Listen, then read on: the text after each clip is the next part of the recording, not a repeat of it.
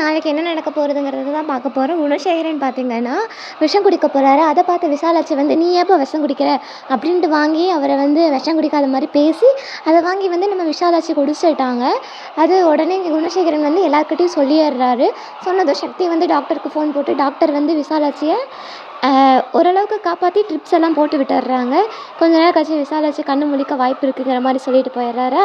கண்டிப்பாக விசாலாட்சி ரிட்டர்ன் வந்துடுவாங்க அப்படின்னு நம்ம எதிர்பார்க்கலாம். பெண்கள் நம்ம அவங்களால வந்து எப்படி இருந்தாலும் அத்தை இல்லையா, அதை வந்து அவங்களால தாங்கிக்கவே முடியல. எல்லாம் காரில் வராங்க, ரொம்ப அழுதுகிட்டே வராங்க. ஃப்ளாஷ்பேக்கெல்லாம் நினச்சி பார்த்துக்கிட்டு வந்துட்டு இருக்கும்போது கடைசியாக எப்படியாவது அத்தையை பார்த்துடணும், பண்ணதெல்லாம் எவ்வளோ தப்புன்னு அவங்க புரிஞ்சு திரும்பி வந்துட்டுருக்குறாங்க. புரிஞ்சு திருந்தினா கடைசியாக வந்து அவங்கள கூட்டிகிட்டு போகிறதுக்காக வந்தாங்க இல்லையா, அதெல்லாம் நினச்சி பார்த்துட்ருக்காங்க. அவ்வளோ கஷ்டப்படுத்தி பேசிட்டோமே அப்படின்னு ரொம்ப ஃபீல் பண்ணிக்கிட்டு இருக்காங்க. எல்லாரும் அழுது அழுது அவங்க மூஞ்செல்லாம் ஒரு இதாகவே மாறி போச்சு.